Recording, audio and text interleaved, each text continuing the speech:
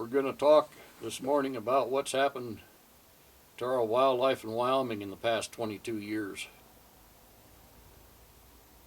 1994, after various discussions by various people, game departments, and one thing and another, it was determined by people in the Wyoming Game and Fish Commission that it was ecologically acceptable to have 100 wolves and 10 breeding pairs in Wyoming. That, folks, is basically an endorsement of wolf introduction into Wyoming. Not reintroduction, because the wolves that they brought in here are Canadian gray wolves. They've never been here in the first place. There was never, when things finally started moving, there was never any money appropriated by Congress to introduce wolves into Wyoming. The money was basically stole from our Pittman-Robertson's funds. Newt Gingrich was overseeing these excise tax Pittman-Robertson's funds collected from all of us sportsmen, all of us hunters, fishermen. Every time you buy this type of equipment, there's a tax that's paid, and that goes into a fund called the Pittman-Robertson Fund. It's been determined by a past Fish and Wildlife Service employee who's done many projects all around the world, the most noted expert on our wildlife that's ever worked for the Fish and Wildlife Service or any other agency, a fellow by the name of Jim Beers. He determined through considerable investigation that this money was stolen from the Pittman-Robertson's funds. He can't put his finger exactly on the exact amount, but it's right around 60 million. Now this is a serious punch in the gut to all of us people who've paid into this system and who hunt. In this instance, we're talking about Wyoming. Wyomingites. I'm a Wyoming native, born and growing up right here in the valley. I've hunted all my life. I've seen tremendous wildlife.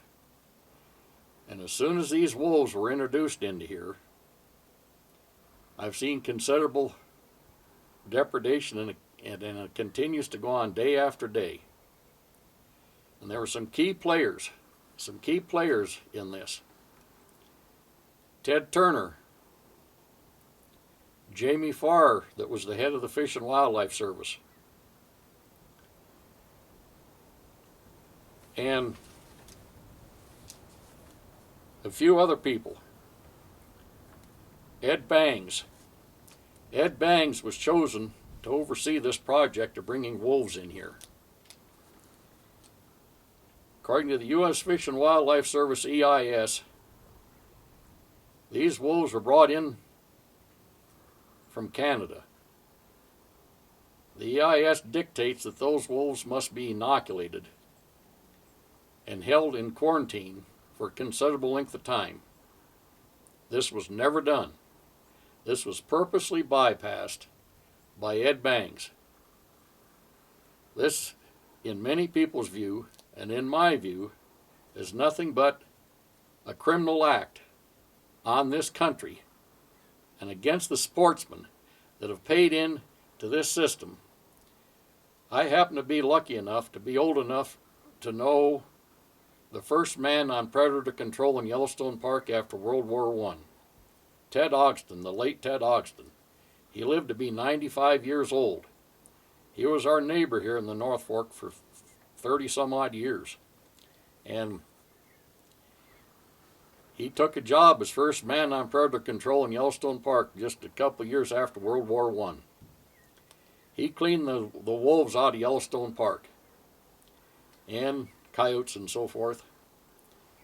And he spent many years there, went to Mount McKinley and then to Death Valley doing the same sort of work. Anyway, by the end of 1996, these wolves had dispersed considerably after they let them loose from their pens. And in the North Fork here alone, my son and I were finding many wolf-killed, eaten moose.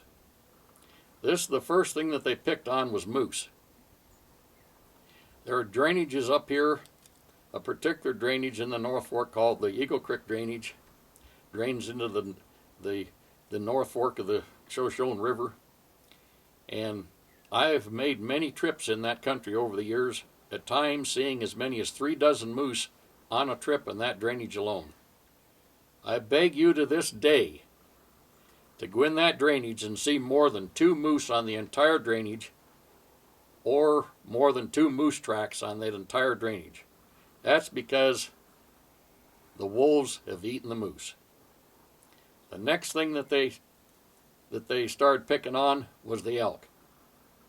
They destroyed probably the most fabulous elk hunting of anywhere in North America, in this part of Wyoming. Everything that bordered Yellowstone Park. This initial introduction of these non-native, illegally planted wolves, it was said that these wolves would never have to leave Yellowstone Park for a prey base. That's the first thing they did, was leave Yellowstone Park for a prey base. And they've basically populated themselves all across the West here in no less than 13 states. Here, a couple of months ago, they delisted the wolf for the second time. We've had so many people sell us down the tube with this whole project. People that I've already mentioned. Governors. Mike Sullivan was our governor in '95 when these wolves were brought in here. There was a fellow who was the head of the Game and Fish Commission by the name of Jay Lawson. He was here then.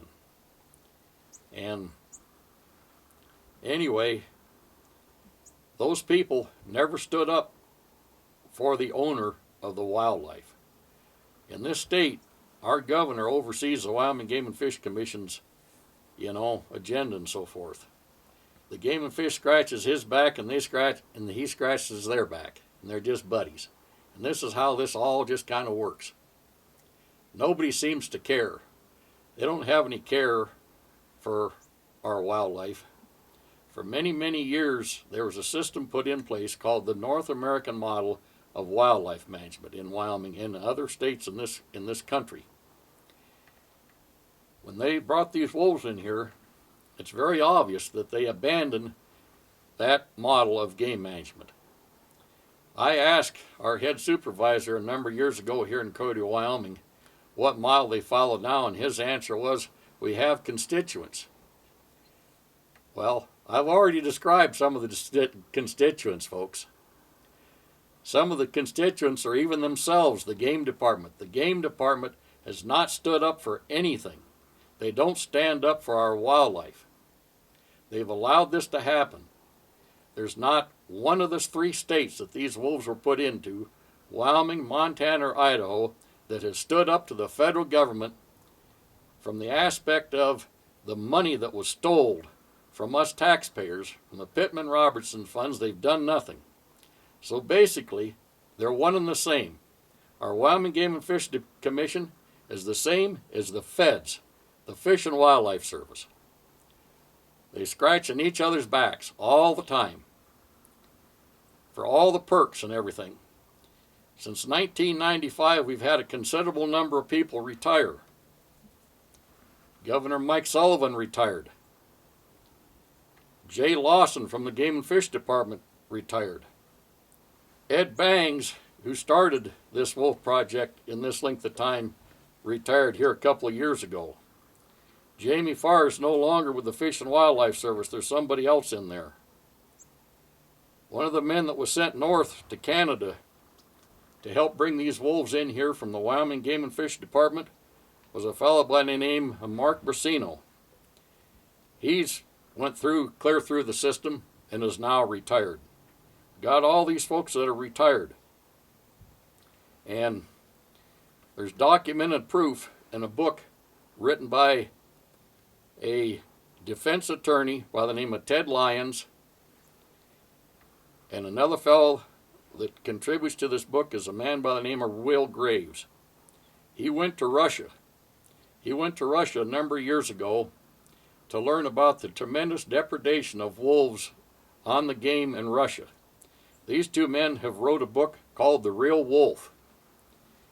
Basically, in short layman's terms, what this book is about, The Real Wolf, about what this real agenda, this whole agenda is about. This is a socialistic agenda to control people and control hunting and gun control. And private property rights, our constitutional rights, our freedoms that were given to us by wonderful people many, many years ago who wrote the Declaration of Independence, our Constitution. We have a U.S. Constitution, we have state constitutions. We don't see anybody standing up for these constitutional rights. I haven't seen it yet. I don't know as though we're ever going to be able to see a point where people are going to stand up for what they need to stand up for. Our wonderful, wonderful wildlife. I have hunted this valley my whole life. I have watched our hunting opportunities disappear. Thousands and thousands of hunting opportunities have disappeared just by late season special permits for elk. We don't have what we had before. We had a good base of elk in here, moose, tremendous amounts of moose. We haven't been just hit in this valley hard by wolves preying on our moose and our elk. It's all over all this corner of Wyoming that borders Yellowstone Park. Down near the Jackson country, there are a considerable number of moose hunting areas that have been closed for a considerable number of years, and more that obviously are going to be closed. Moose are in a tremendously bad situation as far as even being able to survive. A few moose have figured out locales where they can go to, or have taken up a particular locale where the wolves haven't maybe figured out that they're there. And places that moose really never lived before. This is the only thing that's saving just a few of the moose, few of our moose. I've traveled every drainage in the North Fork of the Shoshone in my lifetime, and I know what was here. And there are places in the various drainages of the North Fork of the Shoshone that it's like the face of the moon. There's no wildlife on the face of the moon, and there's no wildlife in a lot of drainages and locales up here. And the reason is because of these people that have jumped on this socialistic agenda and destroyed our wildlife via the wolf. People in this state need to wake up and see what's happening, because there's so many facets. I've mentioned quite a number of the facets of why that they've done this. I've talked at length to various game and fish people here in the Cody country and got hardly nowhere. They know that there's problems. They know that there's problems, but they don't want to do anything about it. Whether it's our office heads here in the Cody country, whether it's our biologists, whether it's our game wardens in the field, they all sidestep this. They'll listen, but it goes right in one ear and right out the other. And this is simply not acceptable. These people are employed by us, the taxpayer. If I worked for a corporation and I embezzled $60 million from that corporation, I wonder where I'd be. I know exactly where I would be. But these these politicians have snuck around and pulled these stunts, and they need to be held accountable. All these people that have been involved in this travesty that we've experienced here to do with our wildlife in this corner of Wyoming, all those people need to be run through a court of law and prosecuted to the fullest extent for their underhanded tactics, their law breaking. It's just simply not right at all. We've got a considerable amount of wildlife in Wyoming. But where our wildlife is now is in low-lying country. They've migrated there. They've chosen to move there, the ones that have been able to survive. We've got a tremendous amount of wildlife there. But this country, these high mountains here, west of Cody, Wyoming, have been noted the world over for the wonderful wildlife, the wonderful hunting. We've got some hunting left here yet, and we're going to continue to have some hunting. We've got many more times wolves here than what they want to actually admit to. We've got at least 2 more packs of wolves in the valley than the game department even recognizes. Plus, we've got right around 3 dozen wolves that are singles, pairs, and threes that are not recognized as a pack. They only recognize wolves as 4 or more as a pack. 3's not a pack. Oh, really, folks? It's been determined that every wolf kills 28 elk a year. Every single wolf kills that many. That is simply single wolves. That number goes up considerably when we look at packs. We've got packs from four number. I've heard of packs in Wyoming of 23. There's nothing in place to protect any of our wildlife. Nothing whatsoever. There are things in place to protect the rancher from having their cows, their sheep, their horses killed and so forth. You've got to prove it. You've got to prove it. Well, it's real simple to see what's going on when you got wolf tracks in the snow this morning around a heifer that was killed, and the fetus is pulled out of it and eaten, and maybe nothing else eaten by those wolves, and they go on and kill something else, or come through a herd of sheep and kill 4 or 5 dozen sheep at a whack, eating very little of them. And I don't know why, other than what I've described here this morning, why this is being allowed. Why the voting public of this state of Wyoming that has seen the wonderful wildlife that they've seen, why this is allowed to go on year after year after year after year. People are not standing up. People are not standing up to it. They're just going with the flow, and they're just letting it happen. They're just letting it happen. And this isn't what to do, folks. This isn't how this country was founded. This isn't how this state was built. This isn't how anything should be. It's simply wrong-headed management from every angle. The taxpayers have a tremendous blame themselves because they won't do a damn thing about it. Something's got to change. There's got to be something put in place, and we've got to get things under control. We've got somewhere north of 450 wolves in the state of Wyoming.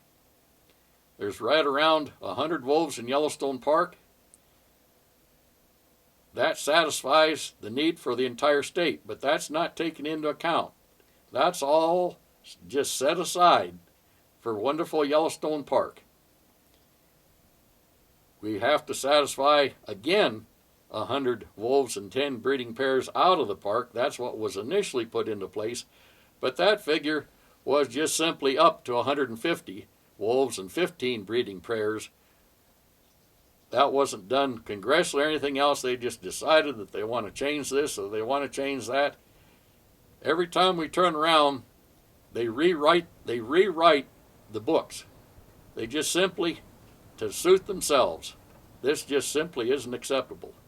I'm asking everybody here that participates in the hunting aspect of Wyoming and elsewhere to step up and be heard and do something about this. This is why we live here. This is what part of what Wyoming's all about. It's our heritage. It's our future. It's our children's future. It's their heritage. This has all been attacked with absolutely no concern, no remorse for it, or anything else.